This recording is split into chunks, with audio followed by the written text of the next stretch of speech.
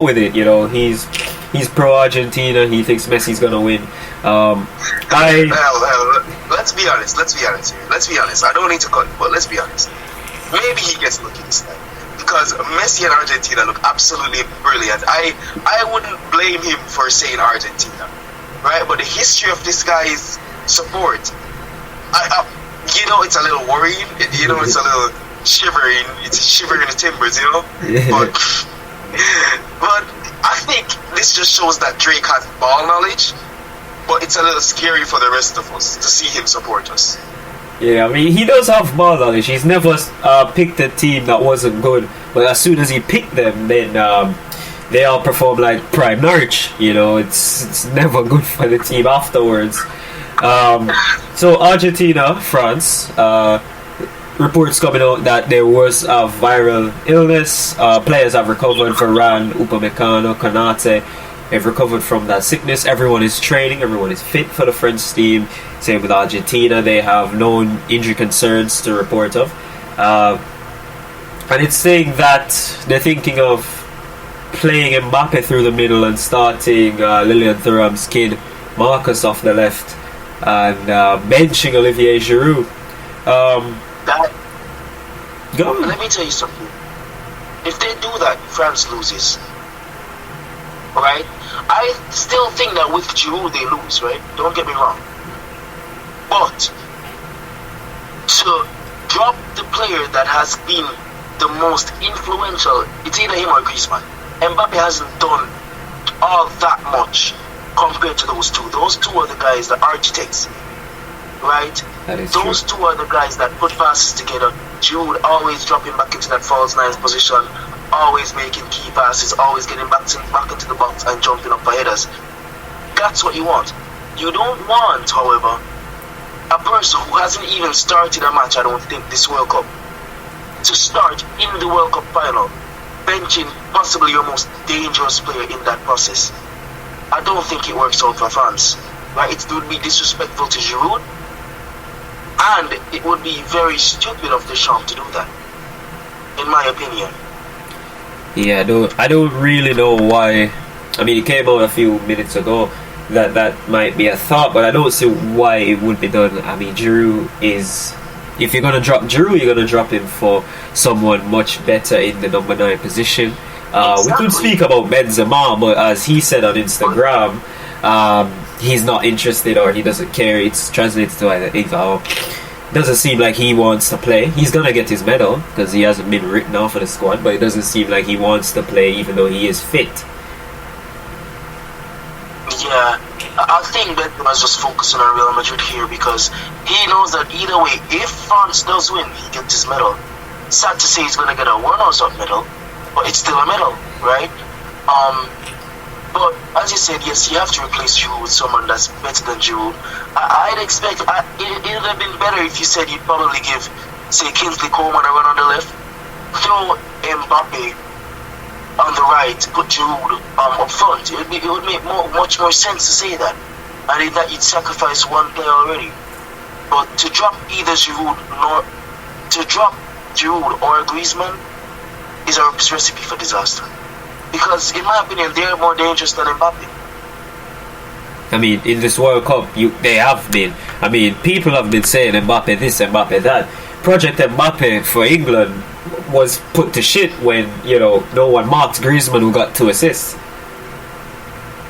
Exactly. You can't just come for a plan for one player. You have to come, saying that Croatia didn't come for a plan with Messi, and look how that turned out. But in my opinion, you have to come for a plan that is flexible for all players in the front line and midfield. You have to be able to cut out crosses. You have to be able to stop them before they get into their mood. You have to be able to have centre-backs that can match the pace of Kylian Mbappe. And you have to be able to have composure in your midfield. To see, say, a Griezmann, to see a Tchouaméni, to see even a Varane rushing towards you, and you have that composure to calm down the play and to play safe and good football. And I think that's the key of winning the game tomorrow. Controlling the midfield, right? Not necessarily launching balls into the box. That certainly could be a tactic from France. But I feel as if the best course of action for either side in that match is to not let the opposition get too comfortable on the ball. Right? Because if they're too comfortable on the ball, they're going to have much more options to explore. They're going to have much more options to explore. They're going to have much more confidence. So I think that tomorrow, the team that monitors the midfield, the team that is defensively more solid will win this game. Yeah, and you spoke about pace in the defensive line to match with Mbappe. I mean, Otamendi is not particularly fast, and Romero, he could do a job. But I think, if we're talking about pace, there's only one person that's going to come on as a defender to do that, right? There's only one butcher who will be able to keep up with Mbappe in pace. And it's the butcher. We all know. I don't want to say this, but I think Acuna, and possibly even Montiel, they got Mbappe locked, right? Mbappe is a tricky customer, right? But I genuinely feel as the midfield for France, including Antoine Griezmann, including Giroud, including Mbappe, including any of their forwards, I feel as if those two men, accompanied with Cristiano Romero, and the experience of Nicolas Otamendi, or even say with Lisandro Martinez, I think that they're going to be just fine. And not to mention they have literally a brick house in goal. Yeah, Martinez. I mean, I can't believe, again, I can't keep saying this enough, I can't believe he was on Arsenal's bench for 10 years. I just don't know why. Exactly. It just shows that there's some starlets, right, on benches that, given the right game time, given the right opportunities, they shine. But look at Aaron Ramsdale. When Aaron Ramsdale first came to Arsenal, I expected him to be horrible. But that's saying that it's because he wasn't playing up to scratch that made me think he was horrible. Because of the team, right?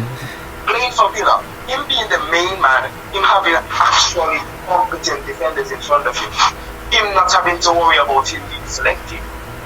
That has given him all the confidence in the world to win the Copa America, to win La Finalissima, and to win the World Cup this year. Yeah, man, I mean, he's been wonderful, Emi Martinez, club and country. But we're going to go into a quick break before we go into the Slavic Slaughterhouse. But just one question that I need a simple answer.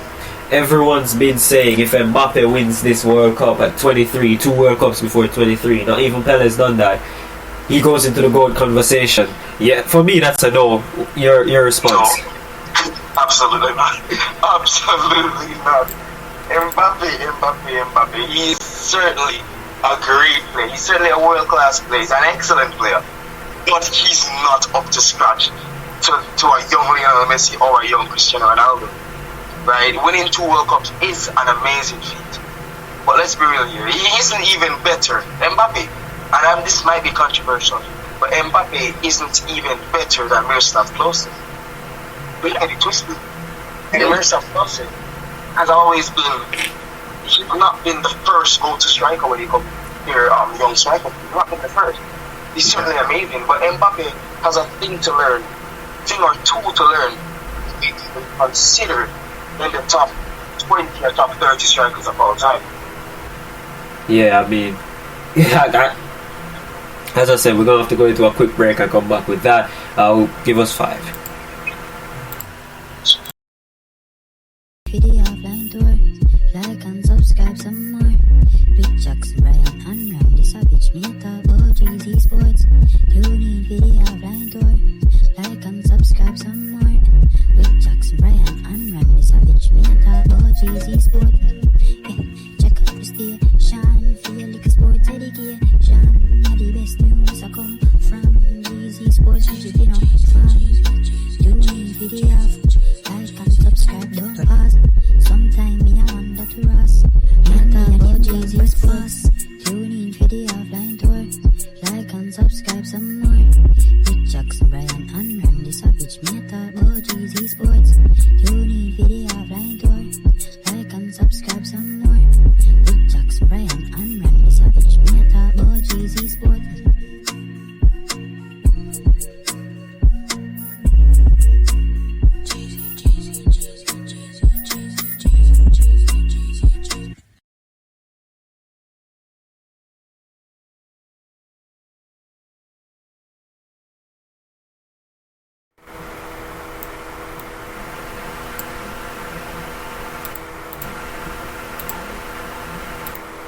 Well, Welcome again, you savages, to the savage slaughterhouse that is the GC Sports Transfer / Welcome roundout. Rumors. It is whatever it is. It's whatever it's being called now. And sadly, but true, this may be the last time we speak about the World Cup in this segment. All things considered, all things looked upon, this may be the last time we speak about the World Cup. But even before we get into the little bit of the World Cup part, I have a few questions and a few rumors to bring to you lot. So, let me start off with a young talent, a young, brilliant, upcoming Brazilian by the name of Modric. The prospect too for Real Madrid. And that's all good and dandy. But there's a claim from Marca Sport, from the Spanish website, or the Spanish media outlet of Marca, saying that Modric will become better than Romario and Ronaldo Nazario, more typically known as R9. And I find that claim absolutely absurd. It's ludicrous at best. What do you make of this chat? Because honestly, I'm flabbergasted. well, to be honest with this, people in Brazil have been saying he is the next Ronaldinho mixed with Neymar, mixed with Pele, mixed with Ronaldo. I was just waiting to see if someone would actually pick that up from somewhere else. Now, I'm not going to say I know Modric a lot. I do know he's very talented as a 16-year-old. But to be the next Ronaldo, I would need to see him play for Real Madrid at least one season. Then I'll make my decision. I mean, I could just watch him next season because it will be his last in Brazil. Could just watch him on his swan song. But to say he'll be better than a Romario and a Ronaldo at this age, I mean, my God, man, he'd better be winning the Ballon d'Or every year. Exactly. He better be hitting 30 odd goals in all competitions, accompanied by 15 assists per season, winning the Golden Boot in La Liga, right? Benching Benzema. That's the only way he can be better than this guy, right? He better at least start over Mariano Diaz. Yeah. Let's be real here. He better at least start over him, right? But honestly, let's see. He certainly has the hype, but let's see if he can match up to that hype. I don't believe he'll join Real Madrid till the next 2 seasons, though. Yeah, 2024. He's got to be 18. He can't leave before he's 18 or 17. He's got to be 18 to leave. Yeah, moving on from a young one into the old, and I'm referring to that of the position formerly held by Fernando Santos of Portugal, right? The main target is the special one, Jose Mourinho. Personally, I see this being a very, very good deal if it can fall through. Of course, we have a lot going on with Roma in Serie A, and of course, he might not want to be up and about traveling the world at his age, particularly leaving from Italy to Portugal at the start of every international break. What do you think? Do you think he will accept this? Well, you can never get into Mourinho's mind. That's the main issue. Mourinho is a madman, as we said when he was in England at United. He's a madman. If Jose was to be the Portuguese head coach, I can confidently say they may win the World Cup. I don't know why, but I just have a feeling that if he takes charge of this team, they're gonna learn a thing or two about holding leads and not rushing out and being more composed in defensive situations, seeing they already have attacking talent. Jose is the prime target, not just for Portugal, but also for Brazil, for Real Madrid if Ancelotti does leave. So he is a wanted man. Another target could be the former South Korean head coach Paulo Bento, who is of Portuguese nationality. He left the role right after they got eliminated from Brazil. So he is there. If the FA